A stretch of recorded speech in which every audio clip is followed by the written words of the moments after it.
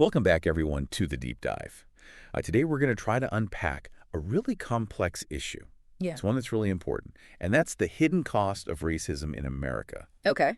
And for this deep dive, we're going to be looking at an article called The Hidden Cost of Racism in America, Navigating the New Trump Era. Right. It was published pretty recently, actually, on January 26, 2025. Uh-huh. And one of the things I found so interesting about this article is it goes beyond just like individual experiences Right. with racism. It talks about how racism affects the entire U.S. system. Yes. And we're talking about the economy, the healthcare system, the education system, and even the justice system. Yeah. So are you ready to kind of uncover some of these costs that most people don't realize exist? Absolutely. I think this is a really important conversation to have. Yeah. You know, the article starts off by really making it clear that racism is not just a series of unfortunate incidents. Right. It's like woven into the very fabric of America, Yeah. a systemic issue that's been around since slavery. And those historical roots, you know, they're still impacting us today. That's a heavy thought to start with. Yeah. It makes you realize this isn't just a few bad apples. Yeah. Right. Absolutely. So let's get into some specifics. Okay.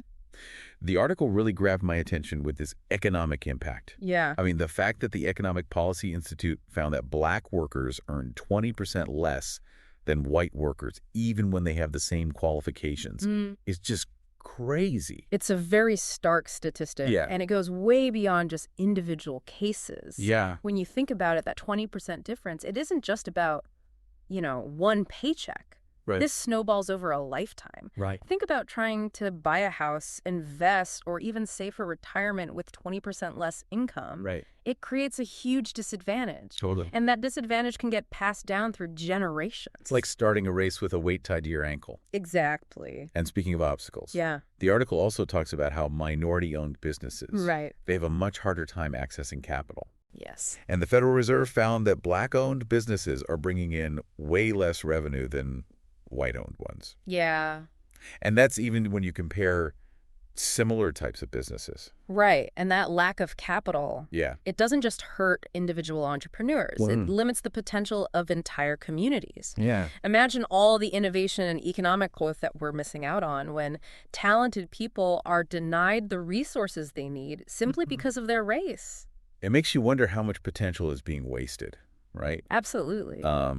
But the article doesn't stop at finances. Right. It also argues that racism has a direct impact on health outcomes Yes. and creates disparities in healthcare access and even in the quality of treatment that people receive. It's a really disturbing reality. Yeah. And studies show that even when you factor in things like insurance coverage, minority patients often receive lower quality care. That's pretty messed up. Yeah. And, it goes beyond physical health, too. Right. Imagine the constant stress of living in a society where your race can make you a target of prejudice. Right. That takes a toll on your mental health, Of course. contributing to things like higher rates of anxiety and depression and other mental health issues in minority communities. So we're not just talking about physical well-being. Right. Mental and emotional well-being are affected too. Absolutely. And it all seems to stem from this deeply rooted systemic issue. Exactly. And this leads us to another critical area that's impacted by racism. Okay. And that's education. Right? The article makes this really powerful point about unequal access to quality education Yeah. being directly linked to race. Uh-huh. Think about schools in predominantly minority neighborhoods. Yeah. They often have fewer resources, and of course that affects student achievement Right. and their future prospects. Like the system is set up to give them a disadvantage from the very beginning. And a big part of that, as the article points out, Yeah. is the lasting impact of racial segregation in education. Right. We still see predominantly minority schools being underfunded and overcrowded. Yeah. They lack qualified teachers and advanced courses. Yeah. It sets up a cycle where students are already behind before they even have a chance. So we're seeing this cycle of disadvantage that starts in education Right. and impacts everything from job opportunities Yeah. to health outcomes, Yeah, all because of a system that's been shaped by racism. precisely. And that brings us to a system where the stakes are incredibly high. Yes. The criminal justice system. Uh-huh. The article makes it pretty clear that systemic racism plays a major role here, Absolutely. particularly when it comes to racial profiling. Right.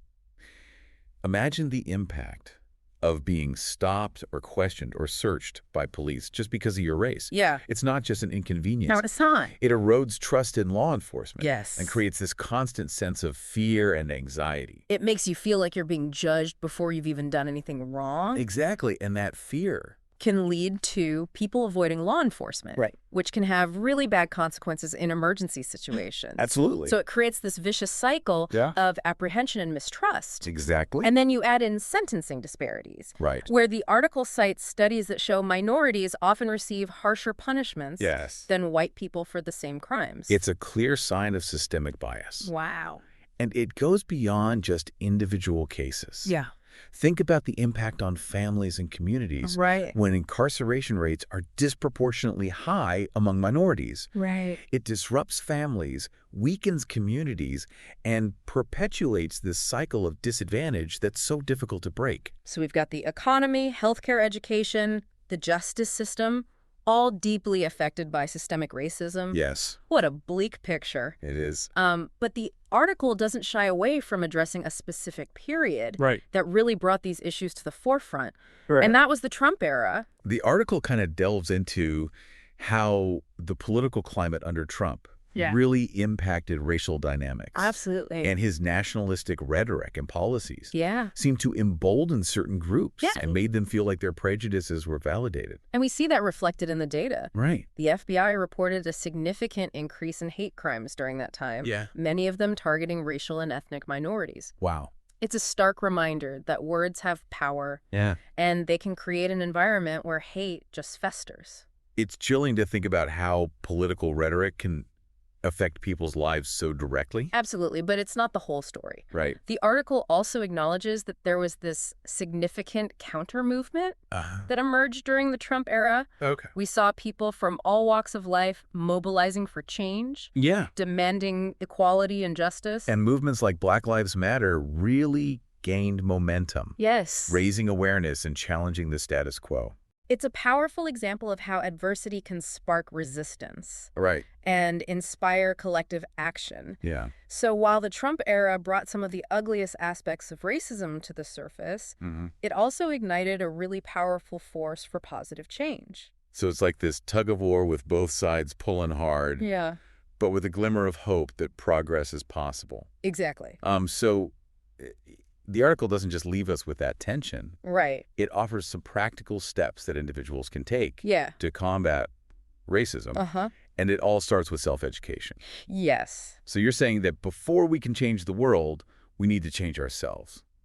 In a way, yes. Okay. It's about taking the time to really learn about the history of racism, understand its various forms, and really examine your own biases. That's a tough one. It is.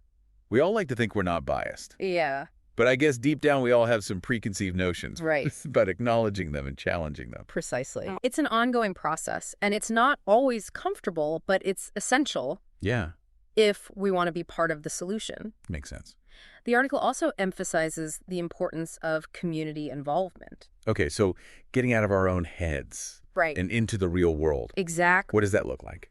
It can take many forms, you know, volunteering with organizations that are working to combat racism, donating to causes that support marginalized communities, participating in peaceful protests or demonstrations. There are so many ways to make your presence felt and your voice heard. So it's about taking action. Yes. Not just talking about it. Exactly. And finally, the article talks about the power of allyship. Being an ally. Yeah. I hear that term a lot. Yeah. But what does it really mean in practice? It's about actively listening to and amplifying the voices of those who are experiencing racism firsthand. Okay. It's about using your platform, however big or small, to speak out against injustice whenever you see it. Right. Whether it's calling out a racist joke or challenging discriminatory practices, it's about being an active participant in the fight for equality. So it's not enough to be not racist. Yeah, right. We need to be actively anti-racist. Yes. Making a conscious effort to dismantle these systems. Exactly. It's about moving beyond passive acceptance. Right. And taking a stand for what's right. This is starting to feel less like a deep dive. Yeah. And more like a call to action.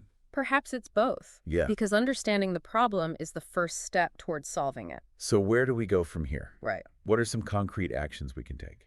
Well, the article highlights the power of collective action, of building coalitions for change. It's about recognizing that we're stronger when we stand together, across racial and ethnic lines, united in our pursuit of justice. That brings to mind images of the civil rights movement, where people of all different backgrounds came together to fight for equality. Do you think we're seeing a similar movement today? I think we're witnessing a resurgence of that spirit. Yeah. A renewed awareness of the need for collective action. The article points to movements like Black Lives Matter as a prime example of how different groups can come together to fight for a common goal. It's about recognizing that the fight against racism isn't just the responsibility of those who are directly impacted by it. It's a fight for all of us. It is. For a more just and equitable society. Exactly. And that's where the conversation gets really interesting, because the article goes beyond just identifying the problems. It offers potential solutions, strategies for dismantling these systems and building a better future. Well, I'm definitely eager to dive into those solutions. But I think we've covered a lot of ground for today. Indeed, we have. So for you listening out there, what's resonating with you the most so far? What's sticking in your mind as we head into the next part of our deep dive? We'll delve deeper into those potential solutions and explore what a more equitable future might look like when we return for part 2 of our exploration of the hidden cost of racism in America. Can't wait. Until then, keep those thoughts brewing. Absolutely. Welcome back to our deep dive into the hidden cost of racism in America.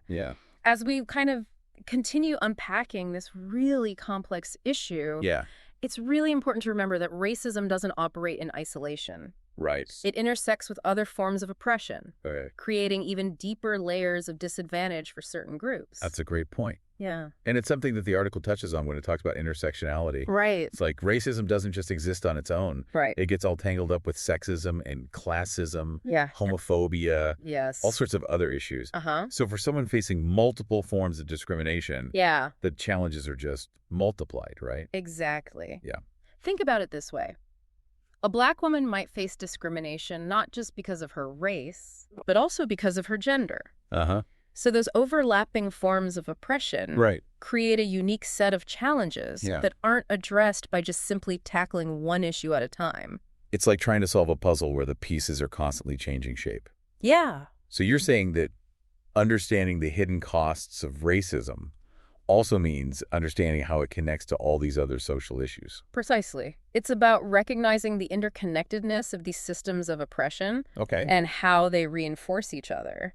Take, for instance, the link between racism and poverty that the article highlights. We talked about the wage gap. And the barriers minority-owned businesses face. All of those economic disparities contribute to a cycle of poverty that disproportionately affects communities of color.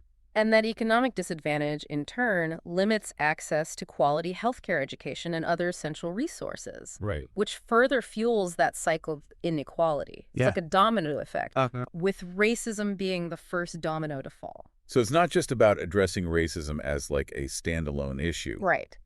It's about dismantling this entire web of interconnected systems that perpetuate injustice. Precisely. And to do that effectively, we really need to center the voices and experiences of those who are most impacted by these intersecting forms of discrimination. We need to listen to and learn from those who are on the front lines of these struggles and amplify their voices in our efforts to create meaningful change. That makes a lot of sense. But how do we make sure that we're not just listening, but also understanding the full context of these issues? Well, the article stresses the importance of understanding the historical context. It argues that we can't fully grasp the hidden costs of racism without acknowledging the legacy of slavery and its lasting impact on American society. I mean, it's pretty obvious that a system built on a foundation of racial injustice is going to have some lingering problems. Exactly. It's not just about knowing the past. It's about recognizing how that past continues to shape the present. The article points to the Jim Crow era as a prime example. Even after slavery was abolished, Black people continued to face systemic discrimination through segregation, disenfranchisement, and violence. It's like slavery cast this long shadow that we're still grappling with today. Exactly. And those historical injustices have left deep scars on the economic, social, and political landscape of America. Wow. It's crucial to understand that the fight for racial justice is this ongoing struggle that requires us to confront not just those overt forms of racism, but also the more subtle ways it shows up in our laws, our policies, and our institutions. So you're saying we need to look beyond the obvious. Yes. Beyond those blatant acts of racism. And recognize the ways that it's embedded in the very structures of our society. That's precisely it. And it's about acknowledging that the work of dismantling racism is far from finished. We need to continue educating ourselves, challenging our biases, and actively working to create a more just and equitable society. That's a powerful message. Yeah. But I think it's also important to remember that this isn't about assigning blame or guilt. I agree. It's about understanding this complex history and working together to create a better future. Right. And as we move forward in this deep dive, I think it's worth exploring this tension between individual action and systemic change. The article seems to suggest that while personal transformation and individual acts of allyship are essential, they're not enough on their own. Real progress requires addressing the systemic roots of racism. So you're saying it's not enough to just be not racist. Right. We need to be actively anti-racist, working to change the systems themselves. Precisely. It's about advocating for policy changes that address racial disparities in healthcare, education, and the criminal justice system. It's about supporting organizations and movements that are working to dismantle systemic racism. Okay, so it's like this two-pronged approach. Yeah. Individual actions to change hearts and minds. Right. Coupled with these collective efforts to change the systems that perpetuate injustice. Exactly. And it's about understanding that these systems are often intertwined. Okay. For example, racial disparities in education can lead to economic inequality, which then affects health outcomes. Yeah. So addressing these issues requires this holistic approach, tackling the root causes of racial injustice, rather than just treating the symptoms. It's like this tangled knot where you can't just pull on one string to unravel it. We need to address the whole thing. Exactly. And that's why it's so important to approach this work with a sense of intersectionality. Okay. Recognizing that the fight for racial justice is deeply intertwined with other social justice movements. So it's not just about focusing on race in isolation, but recognizing that our struggles are all interconnected. Yes. And by working together, we can create a more just and equitable society for all. Precisely. And this brings us to another key takeaway from the article. Okay. The importance of racial solidarity and building coalitions for change. The article argues that we're far more powerful when we work together across racial and ethnic lines. That makes sense. After all, the fight against racism isn't just the responsibility of those who are directly impacted by it. Right. It requires all of us to stand up and speak out against injustice. And it's about recognizing that different communities bring unique perspectives and experiences to this work. Yeah. We can learn from each other, support each other, and leverage our collective strengths to create more effective solutions. It's like the saying goes, 2 heads are better than 1. Yeah. Especially when those heads come from different backgrounds and have faced different challenges. Exactly. And the article highlights several examples of successful cross-racial collaborations, like the civil rights movement, where Black and white activists work together to dismantle segregation. Those historical examples are really inspiring. Yeah. They show that solidarity and collaboration aren't just nice ideas. Right. They're essential ingredients for social change. Absolutely.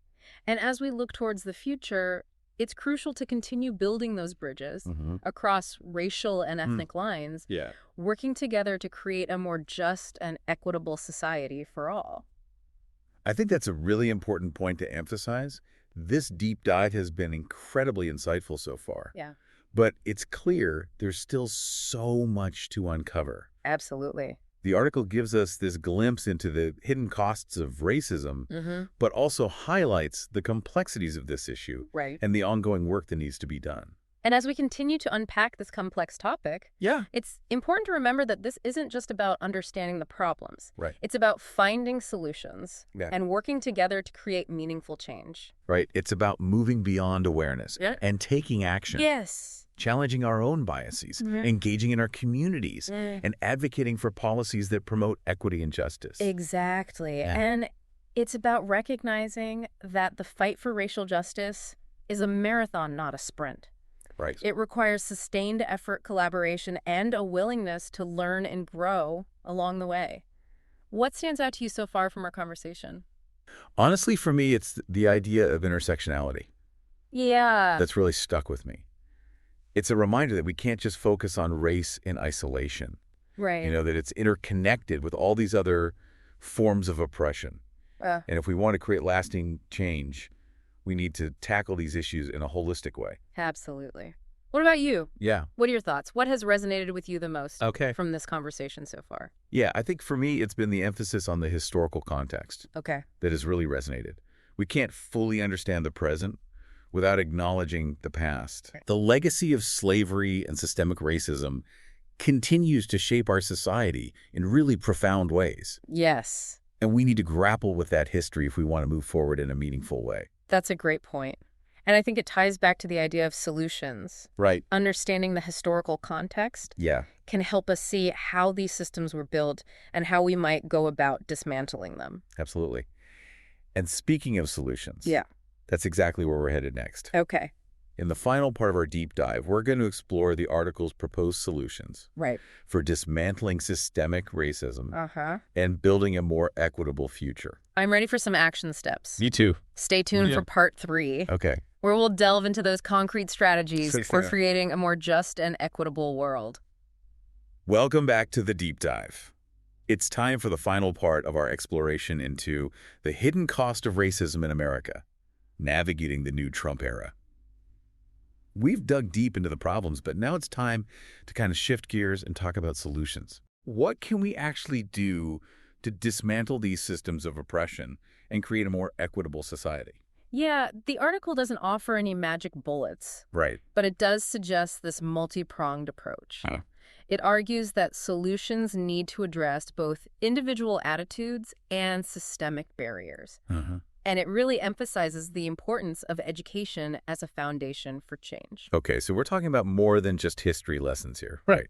It's about equipping people to actually recognize and challenge racism in all its forms. Exactly. The article suggests integrating anti-racism education into school curriculums at all levels. Okay. Imagine if from elementary school all the way to college, students were learning about the history of racism, how it operates, and how to be actively anti-racist. It'd be like giving them a toolkit to dismantle these systems. Right. It makes you wonder why this isn't already happening everywhere. It's a complex issue, but the article is optimistic that we can make progress. Okay. And it's not just about formal education either. It highlights the role of media, art, and culture in shaping our understanding of race and racism. So it's about being conscious consumers of information. Yes. Seeking out diverse perspectives and challenging the stereotypes that we encounter. Right. In movies, TV shows, music, you name it. Absolutely. And it goes beyond just consuming media. Okay. It's about using our own platforms, whether it's social media, our workplaces, or our communities, to amplify marginalized voices and promote anti-racist messages. So we all have a responsibility to be part of the solution, not just in what we consume, but also in what we create and share. Exactly. But let's get practical for a minute. Okay. Beyond education and awareness, what about the actual systemic barriers that keep racial inequality in place? Right. How do we tackle those? The article advocates for some pretty significant policy changes across a range of sectors, including criminal justice, healthcare, education, and housing. It's about implementing policies that address racial disparities head-on, promoting equity, and dismantling discriminatory practices that have been baked into these systems. Okay, I'm all for policy changes, but what would that actually look like in practice? Yeah. Give me some concrete examples. Well, in the criminal justice system, it might involve ending racial profiling, reforming sentencing guidelines, and investing in community-based alternatives to incarceration. Right. Basically shifting away from a punitive approach to one that focuses on rehabilitation and restorative justice. That would be a huge shift. And what about healthcare? Yeah. How could policies address the disparities we talked about earlier? It could involve expanding access to affordable healthcare, of course. But it's also about addressing implicit bias in medical treatment. Ensuring that minority patients receive the same quality of care as white patients. And investing in culturally competent care, where doctors and nurses are trained to understand and respect the unique needs of diverse communities. Makes sense. And what about education? What kind of policy changes could help level the playing field for students of color? The article suggests implementing equitable funding formulas for schools so that schools in predominantly minority neighborhoods receive the same resources as schools in wealthier areas.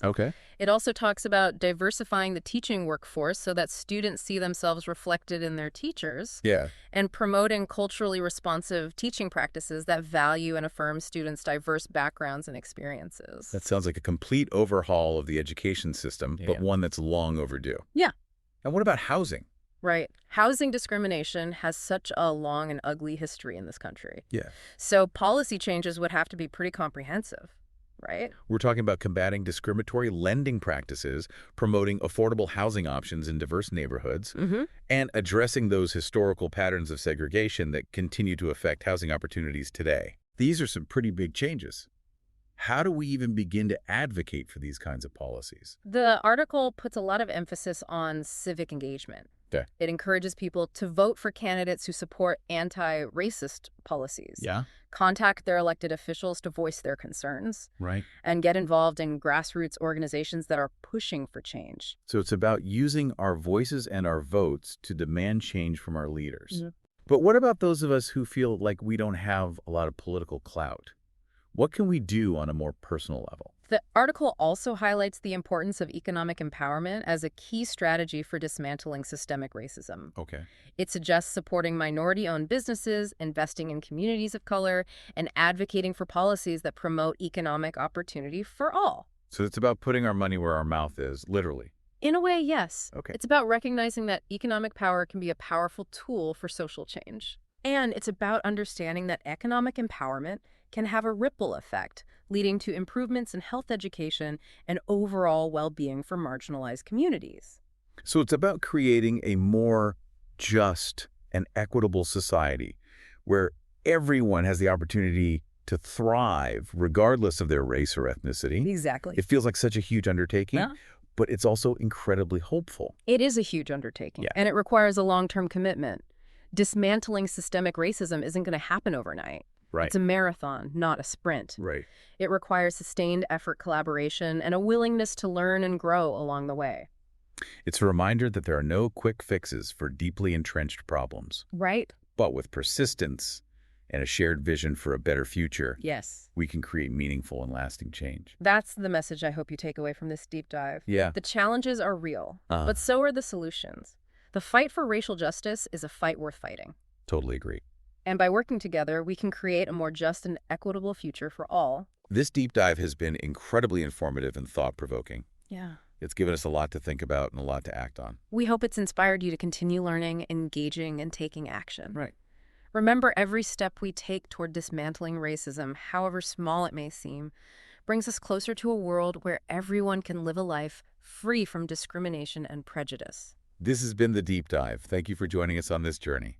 And remember, the conversation doesn't end here. Keep learning, keep challenging, keep pushing for change. Together, we can make a difference.